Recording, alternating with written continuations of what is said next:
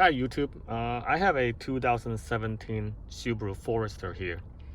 It's got about 53,000 miles on it. So lately, the problem I've been having is that after I turn off the engine, put the car back on park, turn off the engine, I will not be able to get the key out of the ignition. See like how I just not get it out of there. And so right now it's in park, but I've been just kind of do it like a couple more times, and then just sometimes I have to like move it a little bit back and forth, and then I might be able to get it out, but it's really annoying. So see, I already tried twice and it's not working. So I've been looking at some information, some other YouTube video that there is some sort of a wire in here that you can disconnect, and then it won't happen again. So I'm gonna try that. So I'm gonna take out the steering columns, the bottom part of it, so that I can get to the wires that the people that were showing on YouTube. To do that, there is a little screw right here. So, and also one on the other side. So what I'm gonna do is I'm gonna get the engine started, so it's easier to turn the steering wheel. And when you turn it, and it will expose the screws so that you can unscrew it, and then you do the same thing for the other side. So let me give it a try, and then see if I can see that little wire down there. So let me get my screwdriver. Okay, it's got my screwdrivers, and then I'm gonna just do a little turn the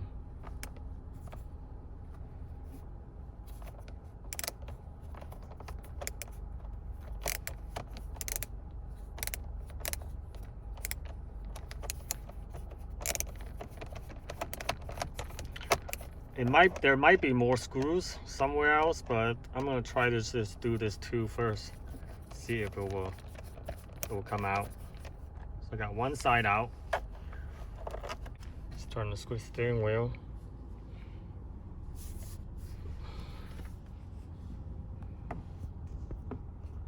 So after you get both sides screws out, and you just have to kind of tug it down a little bit so that it pops. And so on this side, I'm gonna try to see if I can get it to pop with a little flat hat. Okay. Yeah, it's not easy to work it with my hands and filming. So it seems like it's popping out. I'm not sure now with the key in there I'm gonna get to it. That's kind of interesting. So I think I have to find a way to get the key out first.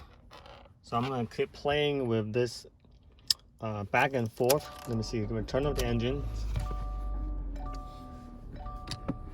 Sometimes I can just get it to park and then put it back there and then see if we'll, nope. So I'm gonna keep doing it. Maybe put it back on.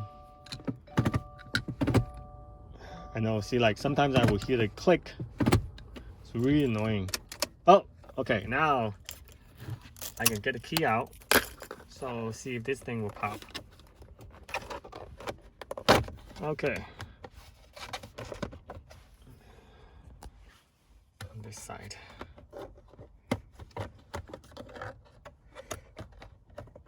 Okay. Okay, so you do have to kind of use a little bit of forcefulness. Okay, so I got all the entire cover out, so I can really get into it. So in order to pull this thing right here, there's a little D10 that you have to like push down to get it out. So see if I can do it. See, like so it comes out like that. Yeah, man, why do I feel like I'm stealing my own car? So now with this thing's out, so let's try it. Where's my key? So let me get the key going. All right, so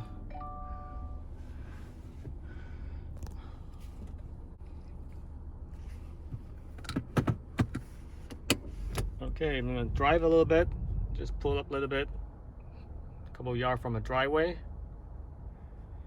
and then put it on park. Let's see if it would work. Okay, wow, it worked. Interesting. Try again. Drive it a couple yards, put it back on park.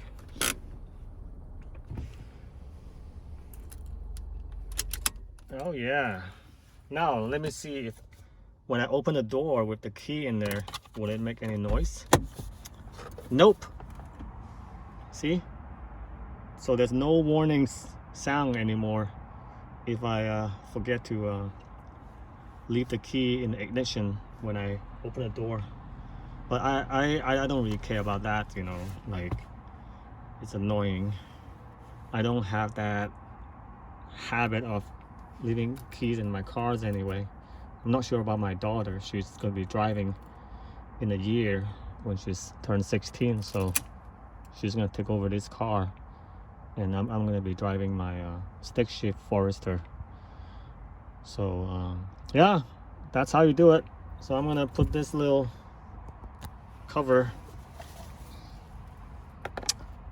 pop this back there, and then I think we're good, ready to go. But I think what I'm gonna do is I'm gonna tape up this little loose wire now, so that it's not gonna make noise when I'm driving down the road.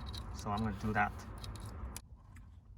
Okay, so I got a little electric tape.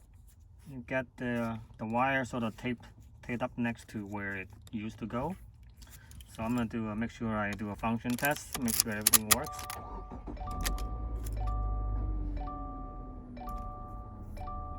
Yep, and then turn it out.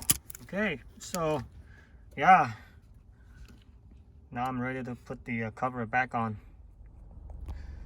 Okay, so I got the screws back on both sides, and everything looks like they were just the way it was before. So now the engine's still running, so I'm gonna turn it off.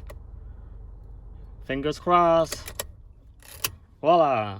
Okay, so yeah, so this is not a bad, you know, workaround for this problem. I have heard that some people, they take the problem to the dealership and not sure what they do, and cost them like $500-600 to fix it.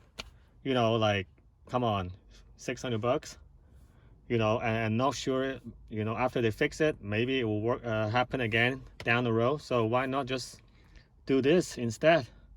You know, it's not ideal, but you know, you are actually modifying something, but you know, who cares, right? You know, as long as it works, and you know, I don't have to spend like extra 5-6 minutes each time I'm trying to you know, leave the car, and I have to try to struggle with it. I've been dealing with it for maybe a week now, so it's good that I found a solution.